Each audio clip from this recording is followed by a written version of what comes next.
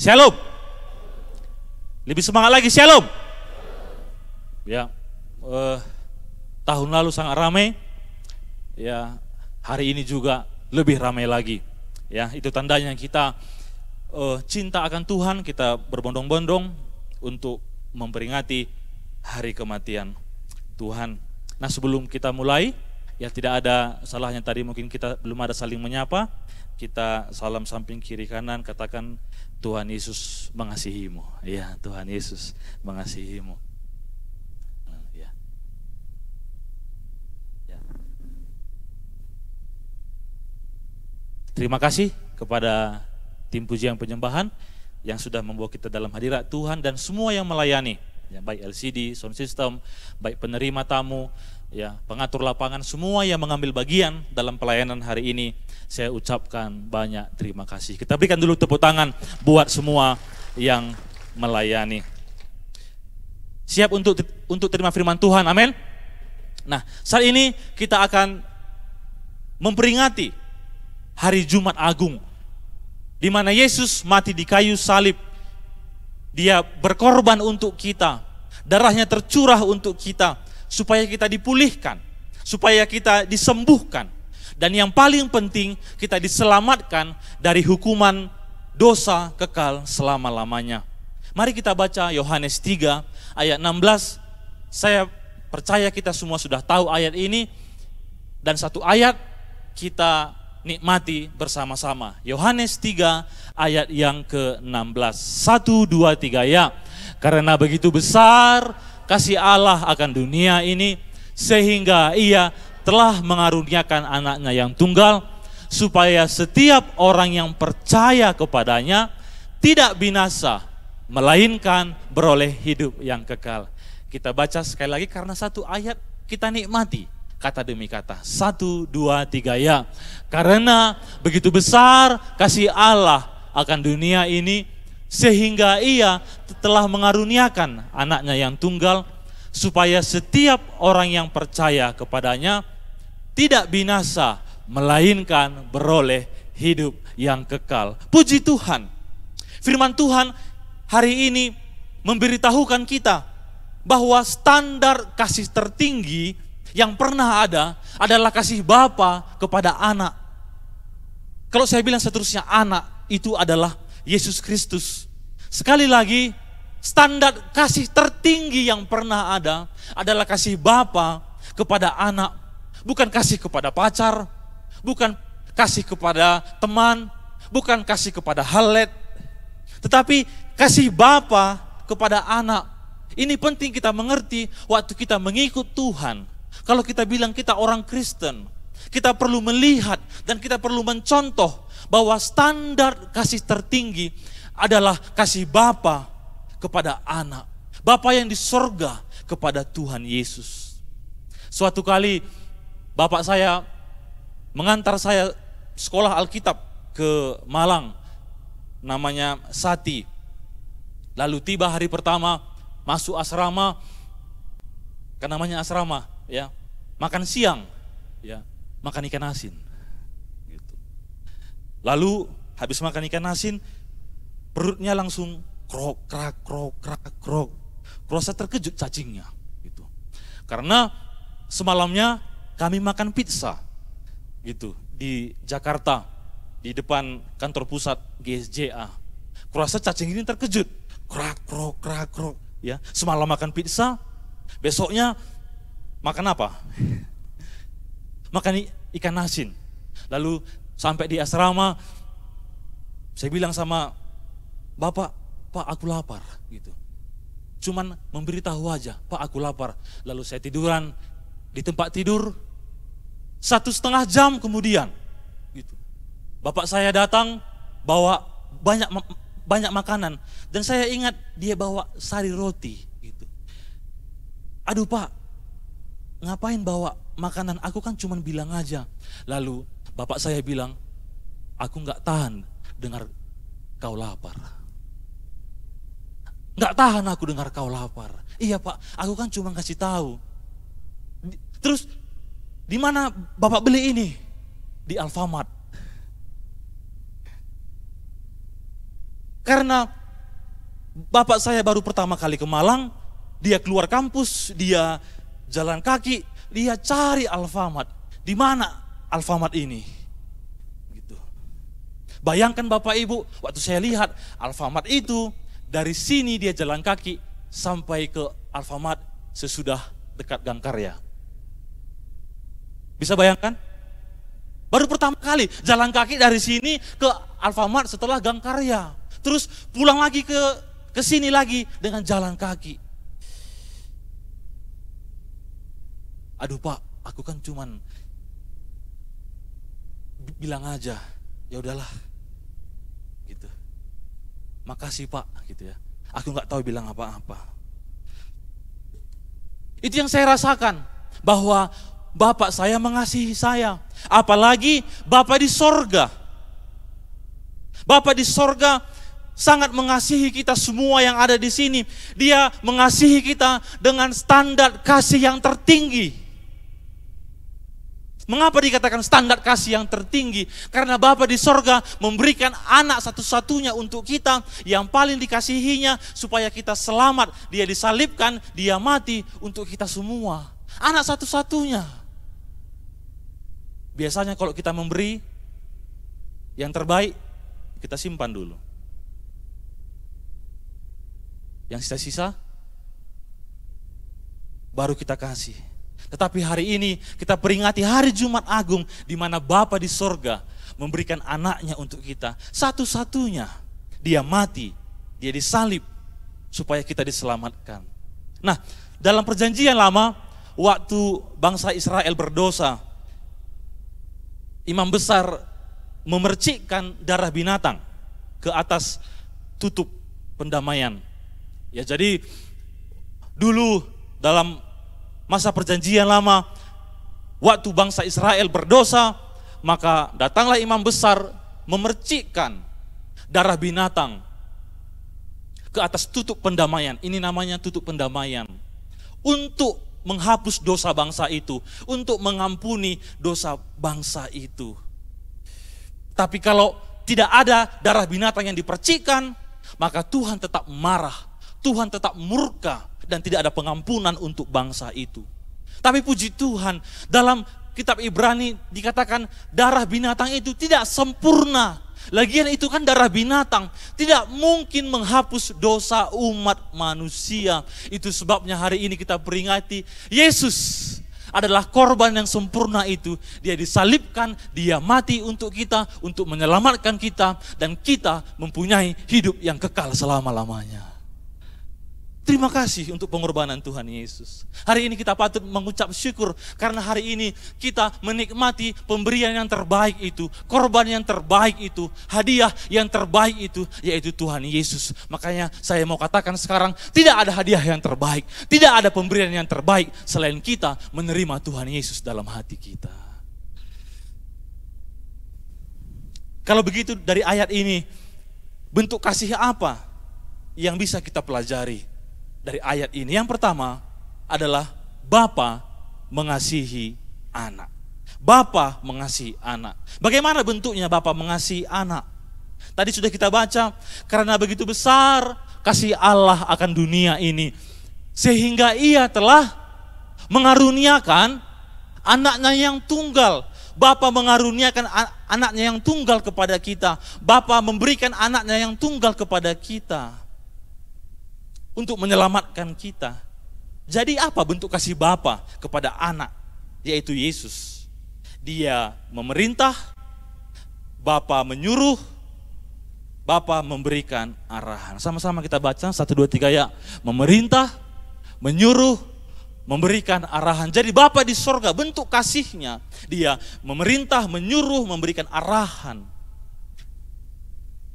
Ada banyak anak muda di sini. Ada banyak anak remaja. Dari ayat ini bisa kita belajar, kalau seorang bapak, kalau orang tua menyuruh kita, berarti dia masih sayang sama kita. Ya.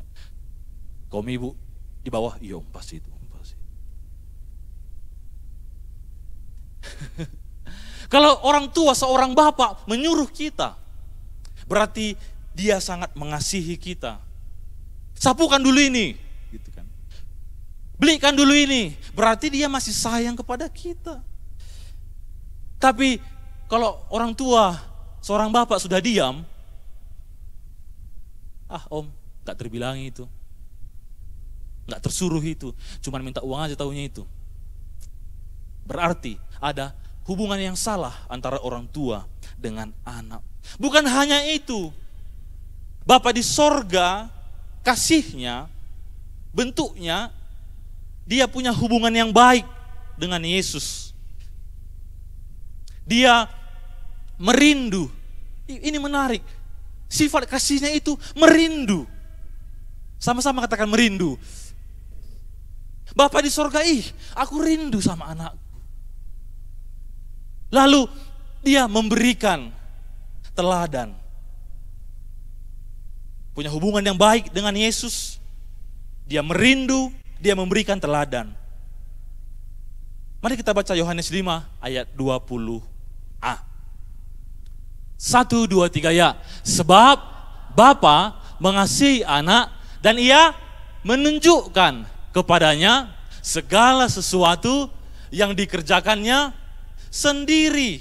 Berulang kali kalau kita membaca Alkitab bahwa Bapa mengasihi anak, Bapa mengasihi anak. Dan sifat kasihnya itu merindu. Merindukan anaknya. Makanya mohon maaf, gak masuk akal saya kalau ada seorang bapak menelantarkan anaknya. Gak masuk akal saya. Jadi Bapa di sorga sebenarnya bukan hanya nyuruh, kau bikin ini, kau bikin itu, kau bikin ini, kau bikin itu. Tetapi dia punya hubungan yang baik. Dia menunjukkan caranya. Dia memberikan teladan. Beda dengan kaum bapak yang ada di dunia ini. Di sini tidak ada. Seorang bapak suruh, nakku, gitu kan. Kau ke gereja, tapi dia di kedai kopi. Nakku, kau jangan merokok, gitu ya. Tapi dia sendiri merokok. Atau nakku, kau kerjakan PR, masuk kamar, tapi bapaknya nonton TV. Itu buat hati anak sakit dan memberontak. Lalu selanjutnya, bentuk kasih apa lagi yang bisa kita pelajari dari ayat ini? Tadi yang pertama, Bapa mengasihi anak. Yang kedua, kasih anak kepada Bapa. Kasih anak kepada Bapa. Mari kita baca Yohanes 15 ayat yang ke-10. 1, 2, 3 ya. Jika kamu menuruti perintahku, kamu akan tinggal di dalam kasihku, seperti aku menuruti perintah Bapa dan tinggal di dalam kasihnya. Aku menuruti perintah Bapa.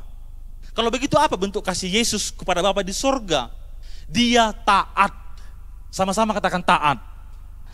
Anak taat kepada Bapa. Ini Yesus sendiri yang mengatakannya, bahwa aku menuruti perintah Bapakku. Jadi sebenarnya waktu Yesus di bumi ini, dia tidak melakukan apa-apa kecuali diperintahkan Bapanya.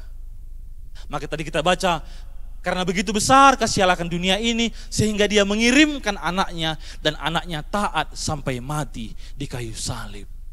Ini Yesus sendiri yang bilang. Bahkan tadi dikatakan, aku tinggal di dalam kasih Bapa. Maksudnya apa? Yesus bergantung. Yesus bergantung. Sama-sama kita baca dua-duanya. 1, 2, 3 ya. Taat dan bergantung. Yesus tinggal di dalam kasih Bapa. Dia bergantung kepada Bapa. Dia tidak melakukan kehendaknya. Dia hanya melakukan tugas dari Bapa. Tugas dari Bapa adalah menyelamatkan kita semua. Jadi hari ini kita sudah belajar ada 2 bentuk kasih. Kasih Bapa kepada anak, yaitu memerintah, dia menyuruh, dia memberikan arahan, dia memiliki hubungan yang baik, dia merindu,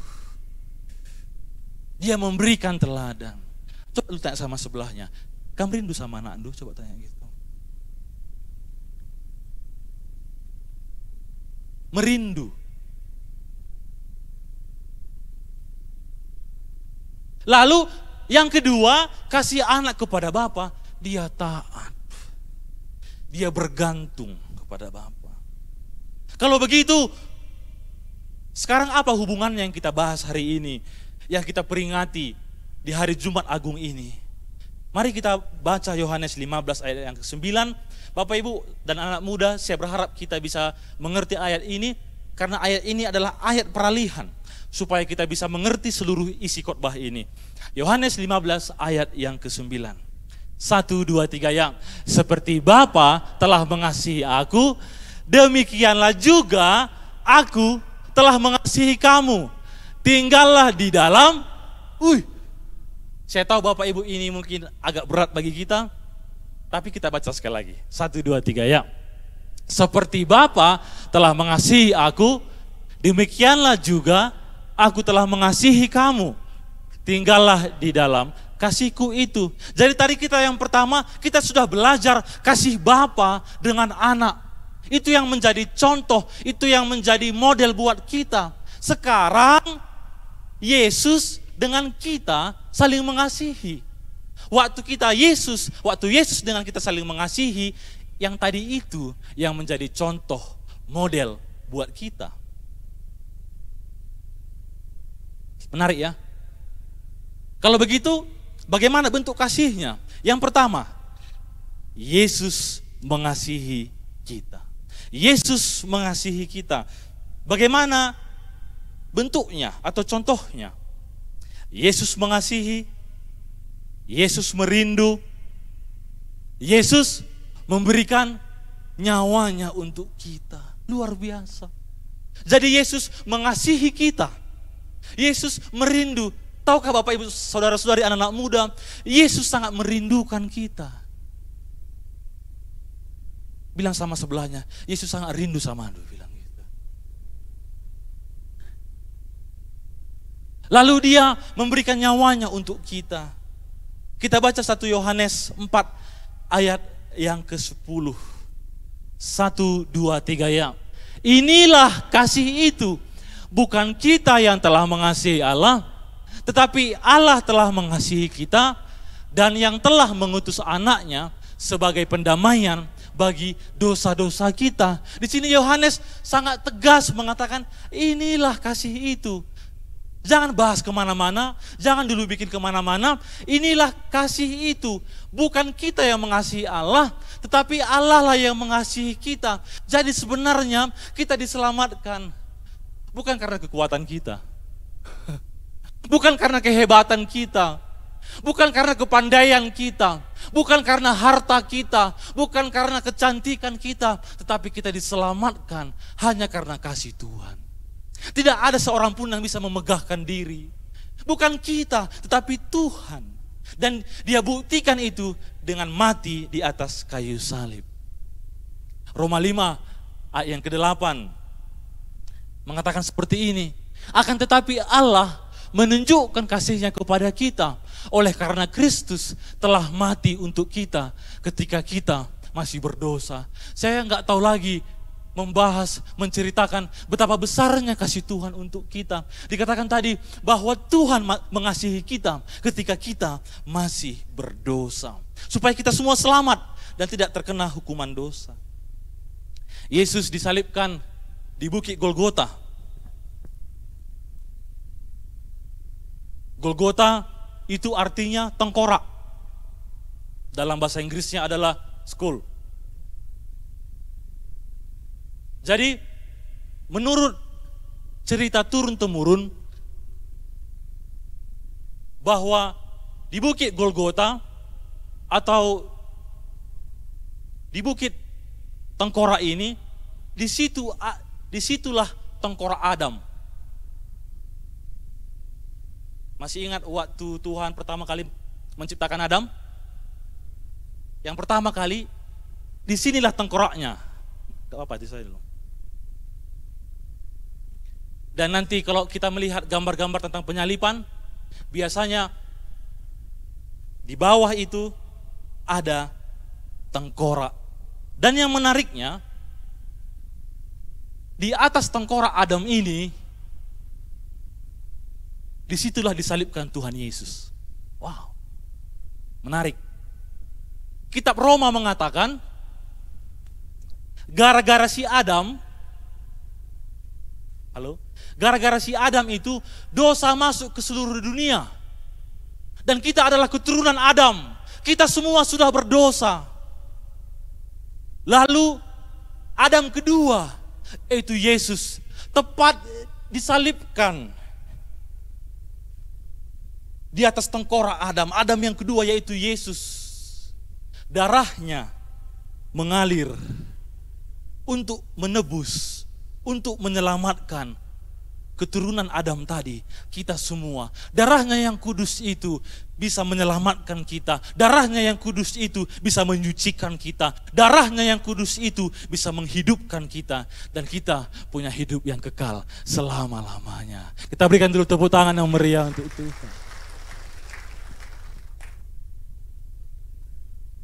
Setelah Yesus mengasihi kita,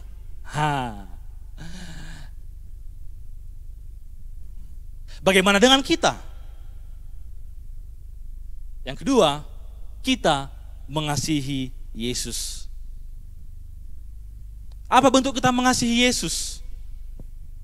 Kita taat, kita bergantung kepada Yesus, kita melayani, kita memelihara diri dalam kasih. Sama-sama kita baca 1, 2, 3 ya. Taat, bergantung, melayani, memelihara diri dalam kasih. Jadi puji Tuhan, kita diselamatkan. Puji Tuhan, darahnya tercurah untuk kita. Terus kita nggak ngapa-ngapain. Tidak. Bentuk kasih kita kepada Yesus, kita taat kepada Dia, kita bergantung kepada Dia, kita melayani Dia, dan kita memelihara diri dalam kasih. Mari kita baca Yohanes 14 ayat yang ke-15. Saya harap ayat ini harus dipegang kuat-kuat. 1, 2, 3 ya. Jikalau kamu mengasihi aku, kamu akan menuruti segala perintahku. Sekali lagi, jikalau kamu mengasihi aku, kamu akan menuruti segala perintahku. Menarik. Kalau kamu mengasihi aku, kamu akan menuruti segala perintahku. Jadi masuk akal buat saya Bapak Ibu. Jadi waktu kita mengerti akan hal ini, rupanya Yesus bukan kejam. Yesus bukan mau kita supaya menjadi budaknya, bukan. Tetapi kalau kita mengerti ini, oh aku mengasihi, aku taat kepada Tuhan Yesus, aku melayani Dia, aku beribadah, oh rupanya karena Yesus sudah memberikan nyawanya untuk aku. Jadi waktu kita taat sama Tuhan Yesus, kita melayani Dia, bukan karena terpaksa, iya, gitu ya. Aku lalap, gitu ya. Jadwalku terus, aku disuruh melayani, aku kayak pembantu. Sebenarnya tidak Bapak Ibu Saudara-saudari, tapi karena kita harus sadar bahwa Yesus sudah mengasihi kita terlebih dahulu dan Dia memberikan nyawanya untuk kita. Jikalau engkau mengasihi aku, maka engkau akan menuruti segala perintahku. Jadi coba ya kita bayangkan kalau Yesus datang ke depan kita hari ini masing-masing. Luar biasa. Bayangkan Yesus datang ke depan kita masing-masing. Lalu Dia bertanya, apakah engkau mengasihiku?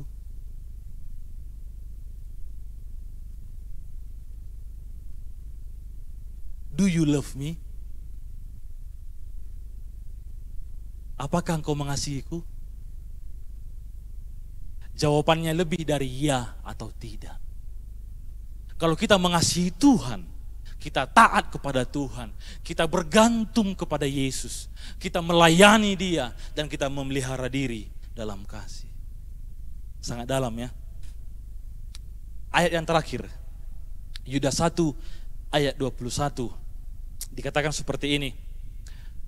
Peliharalah dirimu demikian dalam kasih Allah, sambil menanti rahmat Tuhan kita Yesus Kristus untuk hidup kekal. Dikatakan peliharalah dirimu dalam kasih Allah.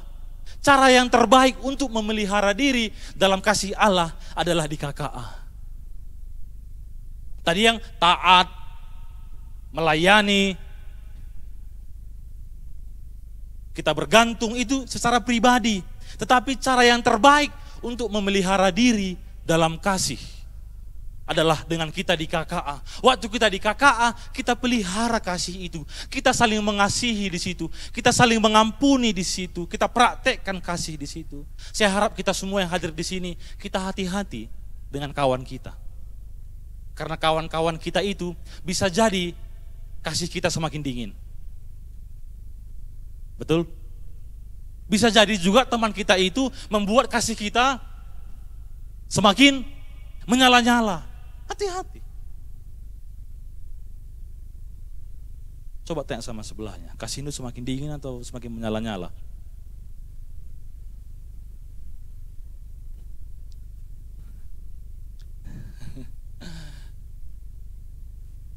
Saya berdoa agar kita semua masuk KKA, amin. Dan di KKA itulah kita memelihara diri di dalam kasih. Yesus sudah membuktikan, memberikan nyawanya untuk kita. Jadi sebagai kesimpulan,